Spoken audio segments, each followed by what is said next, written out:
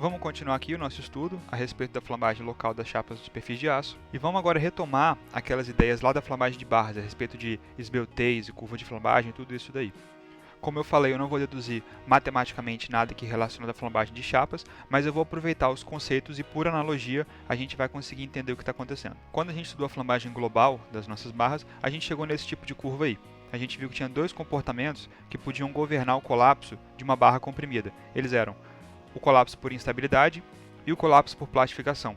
Aí a gente imaginou um espectro com instabilidade numa extremidade e plastificação na outra extremidade, e a gente calculou esse parâmetro λ0, o índice de esbeltez reduzido, que posiciona a nossa barra ao longo desse espectro. Então, λ0 vai me dizer se a minha barra está mais próxima de sofrer o colapso por plastificação ou se ela está mais próxima de sofrer o colapso por instabilidade. A gente chegou numa curva com essa cara aí, fazendo as seguintes análises. Primeiro, fazendo o cálculo do P crítico para barras comprimidas, que como se tratava de uma estrutura reticulada, foi bem fácil obter, a π ao quadrado é I sobre L ao quadrado. Traçando esse P crítico em função da esbeltez, a gente tinha essa curva exponencial aí. E a gente observou também que essa curva de flambagem do P crítico não poderia ser o único limite. Por quê? Porque quando a esbeltez da barra vai diminuindo, ou seja, a barra vai ficando cada vez mais curta, esse P crítico vai ficando maior e maior.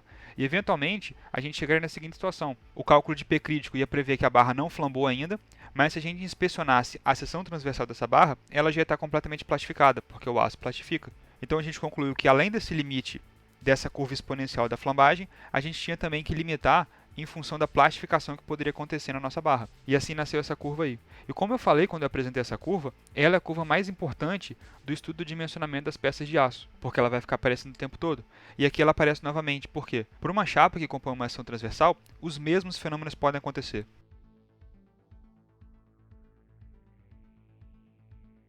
Então, num perfil desse tipo aqui, por exemplo, eu posso imaginar que eu vou comprimindo, eventualmente, uma chapa de mesa minha dessa daqui pode flambar ou pode sofrer uma plastificação completa. Então, quando eu for inspecionar a resistência dessa chapa de mesa, eu vou ter que saber quando que ela flamba e quando que ela plastifica. Mesma coisa que a gente fez com as barras. Conhecer os modos de colapso e conhecer o parâmetro que nos posiciona nesse espectro dos modos de colapso. Lá para barras, a gente definiu o λ0, que era o índice de esbeltez reduzido. Aqui, para o estudo das chapas, a gente vai também definir um índice de esbeltez, só que ele vai ser bem mais simples. A chapa que a gente está estudando é alguma coisa desse tipo aqui. Ela tem uma largura, que eu vou chamar de B, e ela tem uma espessura, que eu vou chamar de T. Lembrando que essa chapa possui também um comprimento, que seria uma dimensão L, mas que eu vou ignorar completamente na minha análise, porque a gente está estudando apenas o comportamento no plano da seção transversal dessa chapa aí. Então eu tenho largura da chapa B, espessura da chapa T. O parâmetro que eu vou utilizar para posicionar a minha barra no espectro plastificação-flambagem vai ser o parâmetro da esbeltez, definido de maneira muito simples aqui como sendo apenas B sobre T. Tomem cuidado com esses índices aqui quando vocês estiverem estudando. Por que é importante prestar atenção a esses índices? Porque a gente já viu até agora a esbeltez, definida lá para as barras globalmente, que era o comprimento de flambagem dividido pelo raio de geração. Depois a gente viu lá λ0, que é o índice de esbeltez reduzido, que é raiz de Q AG FY sobre NE. E agora a gente está vendo aqui mais um índice de esbeltez, que é a esbeltez de uma chapa.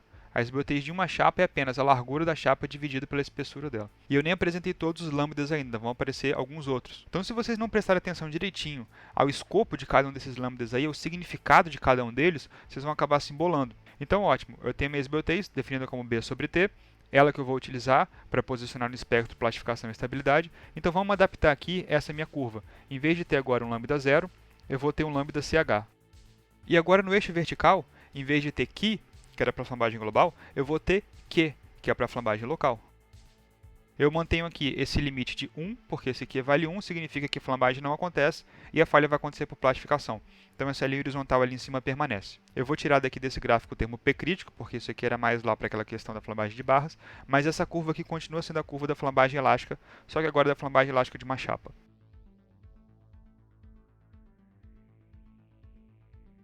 Então eu tenho aí a minha curva da flambagem local. Eixo horizontal, esbeltez da chapa, eixo vertical, valor do coeficiente Q. Logo de cara, com base no que eu falei para vocês no último vídeo, a gente já teria que bifurcar esse gráfico daí. Por quê? Eu falei que Q, esse coeficiente de redução, era igual a QA vezes QS.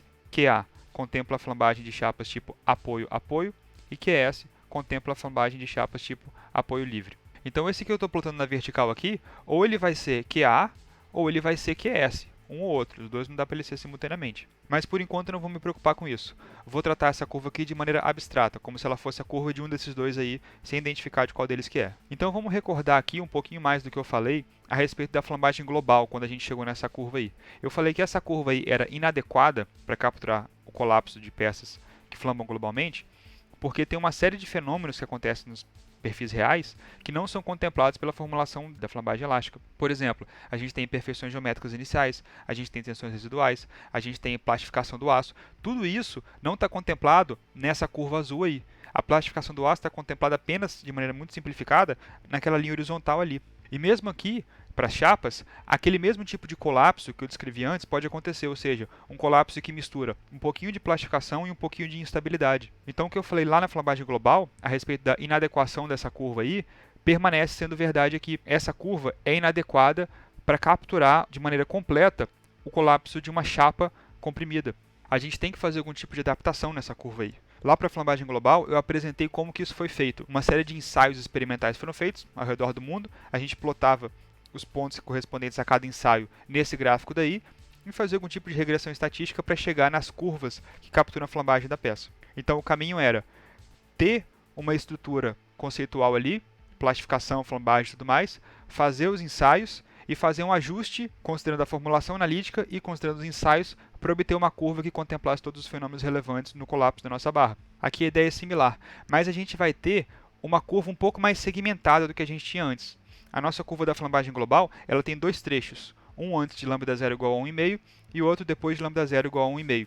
E essa curva, na verdade, apesar de ter essa divisão aí, ela é uma curva contínua. Ela não tem nenhuma quina viva, nada desse tipo assim. Aqui, para a flambagem das chapas, a gente vai permanecer com aquelas ideias de flambagem global, flambagem elástica, flambagem inelástica, plastificação, só que a transição entre os nossos regimes de falha vai ser um pouco mais abrupta nessa curva aí. Então, recordando aqui, uma das principais conclusões que a gente extraiu quando a gente estava concluindo o estudo da flambagem global. A conclusão foi a seguinte: quando a esbeltez, lambda 0 nesse caso, vai aumentando, a peça vai ficando cada vez mais esbelta, o colapso real observado vai se aproximando do colapso previsto pela carga crítica, por P crítico, porque a barra está falhando cada vez mais no regime elástico. Ela tem pouquíssima plastificação, ou plastificação nenhuma, e falha por flambagem elástica. E flambagem elástica é uma coisa que a forma de Euler captura muito bem. Então essas curvas vão convergindo quando a peça é muito esbelta. Eu vou aproveitar esse insight aqui na minha curva da flambagem local. Então eu vou definir o seguinte ponto. Num ponto qualquer aqui, associado a um dado índice de esbeltez, vou chamar temporariamente de lambda, mas eu já dou um índice apropriado para ele. Daqui para a direita, eu vou dizer que o comportamento da minha chapa vai ser capturado pela flambagem elástica. Então estou me aproveitando daquela conclusão. Eu sei que se a esbeltez aumenta, além de um dado limite qualquer lá, o colapso passa a ser basicamente o previsto pela flambagem elástica. Então estou dizendo que esse lambda que eu marquei em vermelho aqui é o que divide esses regimes aí. Para esbeltezes maiores do que esse lambda aí, a curva que eu vou utilizar vai ser essa curva azul. E eu vou definir agora um segundo ponto de limite, descrito da seguinte maneira. Esbeltezes inferiores a esse ponto de limite aqui geram um colapso por plastificação pura. A chapa plastifica, atinge Fy e não apresenta nenhum sinal de flambagem. Eu vou marcar esse ponto bem aqui no meu gráfico. Novamente, vou dar apenas o nome lambda para ele por enquanto. Então, se a minha chapa tem uma esbeltez inferior a esse lambda azul aí, ela plastifica. Pronto, acabou. A curva roxa está correta nesse trecho aqui. Por outro lado, se minha barra tem uma esbeltez lambda superior a esse lambda em vermelho aqui, ela vai sofrer o colapso por flambagem elástica. Nesse caso, essa curva azul aqui vai estar correta. E o problema é aquele que a gente já conhecia. E no meio do caminho? E nesse intervalo entre esses dois lambdas aqui? Quando a barra nem plastificou completamente e nem flambou de maneira elástica. Nessa região intermediária é que está o maior desafio para determinar a resistência da peça. Só que aqui a gente vai solucionar de uma maneira muito simples. Eu já defini esse ponto aqui, no limiar da plasticidade, e eu já defini esse ponto aqui, no limiar da flambagem elástica. O que eu vou fazer para descrever o comportamento nesse intermédio aqui é traçar uma reta.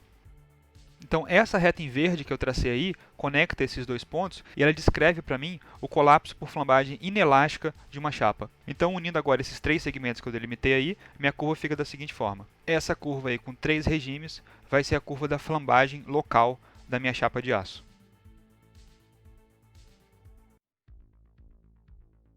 E conforme eu prometi, eu tenho que nomear esses lambdas aí embaixo agora. Esse lambda aqui em azul que divide o colapso puramente plástico da flambagem inelástica, eu vou chamar de lambda limite 1. E esse ponto aqui em vermelho, que divide o colapso na flambagem inelástica do colapso da flambagem elástica, eu vou chamar de lambda limite 2. Aqui, para ser didático, eu escolhi esses nomes, lambda limite 1 e lambda limite 2. Na verdade, na norma, vocês não vão encontrar essa nomenclatura aí. A norma, na verdade, tem apenas um lambda limite, que é esse em azul aí, que ela chama de B sobre T limite. Então, na norma, vocês vão ver isso daqui. Esse B sobre T limite aparecendo. Esse outro lambda aqui nem é identificado, não recebe nenhum nome na norma. Então, como eu queria marcar de maneira muito explícita esses dois pontos aí, eu resolvi chamar um de limite 1 em azul e o outro de limite 2. Então essa nomenclatura é minha, se vocês não encontrarem ela por aí, não se assustem. Mas independente disso, a gente tem três regimes aqui. Os regimes de colapso da nossa chapa comprimida são o regime 1, plastificação, o regime 2, flambagem inelástica, e o regime 3, flambagem elástica. Então, como eu prometi, a lógica da flambagem global é a mesma, dessa flambagem local aqui, só que a nossa curva ficou um pouco mais quadrada aqui. Tem umas quinas vivas, não é perfeitamente contínua, como aquela curva da flambagem global, curva do parâmetro Ki era. Então vamos recapitular aqui o que a gente fez para saber onde que a gente chegou. A gente partiu dessa expressão básica aqui para o cálculo da resistência à compressão de uma barra de aço, e no momento a gente está tentando determinar o valor de Q. Para determinar o valor de Q, por analogia ao problema da flambagem global, eu falei para vocês que existe um espectro plastificação e estabilidade, e a nossa chapa pode estar em qualquer lugar ao longo desse espectro aqui. Então a gente precisa posicionar a nossa barra nesse espectro para determinar como que ela vai flambar. E para posicionar a nossa chapa nesse espectro, a gente utiliza esse parâmetro lambda CH, esbeltez da chapa, definido dessa maneira aqui. Muito simples de calcular. Por exemplo, para um perfil I, quanto que seria esse lambda CHI? Vamos imaginar que eu estivesse tratando da chapa da mesa. B seria essa largura aqui, metade da largura da mesa no total, e T seria a espessura da mesa. Então eu pego metade da largura da mesa, dividido pela espessura da mesa, e eu tenho o parâmetro lambda. Bem simples. Entro com esse parâmetro lambda CH nesse gráfico que está desenhado aí, e vou descobrir em qual regime que eu estou. Eu estou no regime 1, isso indica que a minha chapa da mesa vai plastificar. Estou no regime 2, indica que a chapa da mesa vai sofrer uma flambagem inelástica. Estou no regime 3, indica que a chapa da mesa vai sofrer uma flambagem elástica.